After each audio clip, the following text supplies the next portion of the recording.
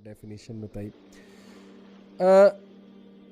Excellence का बड़ा ताल्लुक है माइंडफुलनेस के साथ, और एहसान, एक्सीलेंस का मतलब है एहसान। नमाज में एहसान क्या है? मैं आपको एक बड़ी ज़बरदस्त बात बताता हूँ कि एक कंपनी के मैनेजर थे plus also you can say owner थे।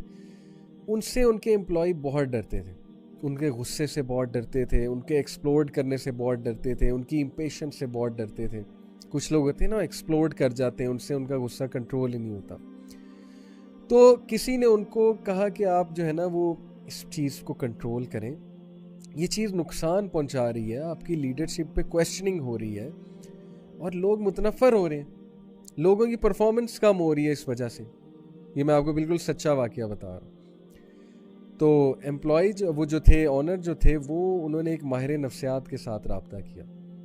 माहिर नफ्सियात जब ज़ाहिर है कि वो कुछ पैसे लेते हैं, आपको कुछ प्रैक्टिस सिखाते हैं। उन्होंने उनको प्रैक्टिस क्या सिखाई कि आपने मेरे सामने 2 से 3 मिनट जो है ना वो प्रैक्टिस करनी है साइलेंस, कुछ नहीं सोचना। 2 से 3 मिनट मेरे सामने साइलेंस प्रैक्टिस करनी है, मेरे सामने, मैं सामने होऊंगा, आपने साइलेंस प्रैक्टिस करनी है। उन्होंने कोशिश की, उन्होंने कहा कि नहीं होती, मतलब मेरे जहन में थॉट्स आने लग गए हैं, मेरा फोकस आउट हो गया है, मुझे गुस्सा चढ़ रहा है, मैं यहाँ पे क्यों बैठा हुआ, नहीं हो रहा मुझसे। उन्होंने कहा फिर करें, फिर करवाया, थोड़ी बेहतर परफॉर्मेंस हुई, फिर करवाया और बेहतर परफॉर्मेंस हुई। उन्होंने कहा अब आपने इसको प्रैक्टिस करते जाना है मेरे पास आके। कुछ भी नहीं है, सिर्फ ये कि साइलेंस प्रैक्टिस करा रहे उन्हें कि चुप करके मेरे सामने बैठ जाए। अच्छा, नेक्स्ट टास्क उनका ये कि अब आपने अकेले में, अब मैं नहीं सामने बैठूंगा, अब आपने कंप्लीटली अकेले में अपने थॉट्स को कंट्रोल करना है, फोकस रहना है, साइलेंस को प्रैक्टिस करना है, सारी चीज़ों को, दुनिया को एक साइड पे लगा देना है, और you have to be silent in your mind as well. ये बड़ा मुश्किल काम है, माइंड को भी साइलेंट करना। अब उनकी ये प्रैक्टिस शुरू हुई, होती गई, वो इसमें एक्सपर्ट हुए, प्रैक्टिस कर करके न्यूरॉन्स के कनेक्शंस बनते हैं ना। जब आप कोई चीज़ प्रैक्टिस करते हो तो ऑब्वियसली न्यूरॉन्स आपस में कनेक्शंस बनाते हैं उस हैबिट के हवाले से। साइलेंस की हैबिट प्रैक्टिस हो रही, फोकस की हैबिट प्रैक्टिस हो रही है। इतना फ़ायदा हुआ उन्हें इन एक्सरसाइजेस का कि अब कोई भी बंदा उनके सामने कोई उनके मिजाज के खिलाफ बात करता, या कोई भी बंदा कोई ऐसी बात करता जो जिससे उनको गुस्सा चढ़ने का कोई चांस था, अब उनमें पेशेंस भी आ गई, फोकस भी आ गया, और साइलेंस रहने की आदत तो थी ही, वो भी सीखी वहाँ जाके।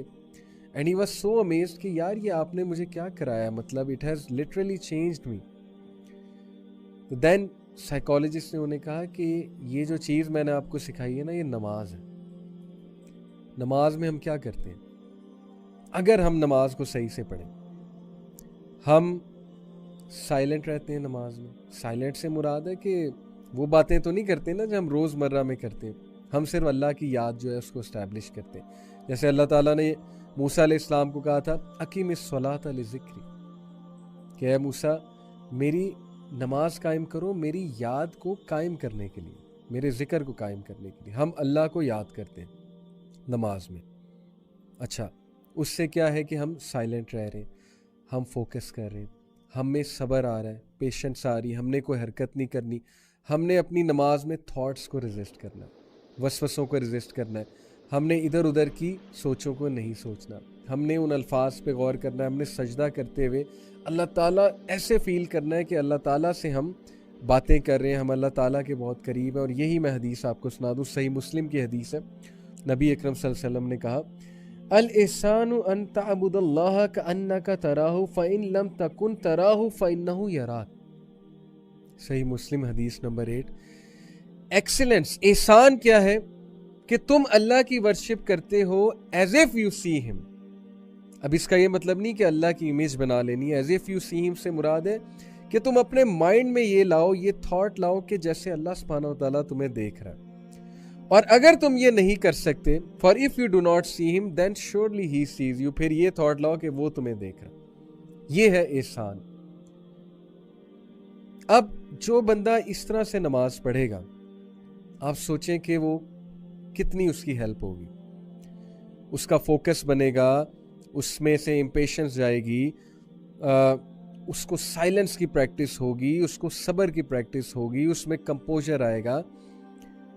आप खुद देखिए कि नमाज हमें क्या सिखाती है। हमें नमाज में ये बताया गया है कि आप अल्लाह अकबर जब कहते हो, आप अपनी नज़रों को सजदे की तरफ जो है वो रखो, सजदे के जो स्पॉट है उस तरफ अपनी आंखों को लेके जाओ। नमाज में आंखें खोलनी चाहिए, आंखें बंद करके नमाज पढ़ना ये मना है, अनलेस एंड अनटिल आपके सामने बहुत ज़्यादा डिस्ट्रैक्शंस हैं। अदरवाइज आंखें खोल के नमाज पढ़नी चाहिए। नबी सल्लल्लाहु अलैहि वसल्लम ने बाकायदा हुक्म दिया है। हमें कहा गया कि आंखें खोल के सजदे की जगह देखो, यानी एक जगह फोकस करो और अपने अल्फाज पे फोकस करो। This is building our mindfulness as well as focus, जिसकी आज के दौर में अशद ज़रूरत है। उसके बाद हम सजदे में जाते हैं, रुकू में जाते हैं, अतैया में बैठते हैं। एक एक चीज़, एक एक मूवमेंट हमें क्या सिखा रही है? सिंक्रोनाइजेशन, सब्र, composer.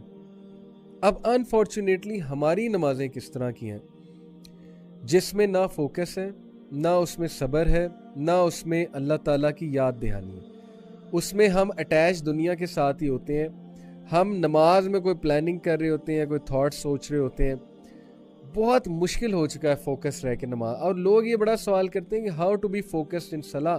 The answer is just be focused. ये इसका आंसर है। और क्या इसका आंसर होगा? हाउ टू बी फोकस का आंसर है just be focused, practice focus. This is how mind sciences work. Practice करें फोकस रहने को, प्रैक्टिस करें। थोड़ी बहुत रेजिस्टेंस शुरू में आएगी, फिर आएगी, फिर आएगी, आहिस्ता आहिस्ता आदत बन जाएगी। जैसे डॉक्टर, वो साइकोलॉजिस्ट ने क्या उन्हें कहा कि अभी आप रेजिस्ट नहीं कर पा रहे, थोड़ा और करें, आप में आदत आ जाएगी, थोड़ा और प्रैक्टिस करें, आ जाएगी। करते करते करते करते आ गई आदत। तो सलाह is the most important activity of the day. नमाज से ज़्यादा इंपॉर्टेंट एक्टिविटी कोई नहीं है हमारी ज़िंदगी में।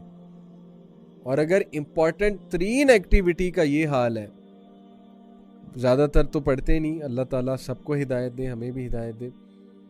जो पढ़ते हैं उसका क्या मामला है, वो हमारी नमाज़ों का क्या मामला है? जल्दबाजी बहुत ज़्यादा, इम्पेशेंस बहुत ज़्यादा, और बस सर से उतारने वाली बात है। तो इस नमाज का फिर वो फ़ायदा नहीं है जो एक्चुअली नमाज का फ़ायदा होना चाहिए। ये नमाज ठीक है, नोट तो हो जाएगी कि पढ़ ली, लेकिन वो फ़ायदे नहीं। माइंडफुलनेस इस नमाज से जो है वो नहीं आएगी। तो नमाज से माइंडफुलनेस लाएं। ये मैं आपको जो है वो टिप दे रहा हूँ अभी। एक और मैं आपको ज़बरदस्त जो है वो कोट सुनाता हूँ। देखें, माइंडफुलनेस, ये कोट सुनिए। Mindfulness is to be aware of one's feelings, thoughts and self talk. Self talk को कहते हैं हदीस नफ्स इन रिलेशन टू अल्लाह।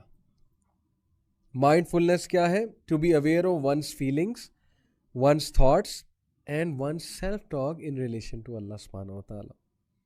जो लोग अल्लाह ताला से माइंडफुल होते हैं वो अपने आप को काउंसल करते हैं। कैसे? कोई गुनाह का थॉट माइंड में आ रहा है तो वो सेल्फ टॉक करते हैं अल्लाह के बारे में कि नहीं नहीं नहीं, अल्लाह नाराज़ होगा, अल्लाह क्या सोचेगा मेरे बारे में। अल्लाह से बातें शुरू कर देते हैं कि अल्लाह मुझे बचा ले, मुझ पे हावी हो रहा है ये थॉट, अल्लाह मेरी मदद फरमा। माइंडफुल है ना अल्लाह के बारे में। जो माइंडफुल ही नहीं है वो अल्लाह से बातें ही नहीं करते, वो अल्लाह ताला से रुजू ही नहीं करते उस टाइम पे।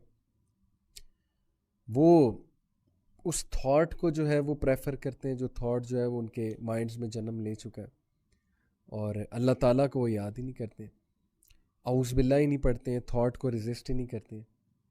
और फिर ये चीज़ उनकी आदत बनती जाती है, आदत बनती जाती है, और आहिस्ता आहिस्ता उनको ओवर थिंकिंग की आदत हो जाती है।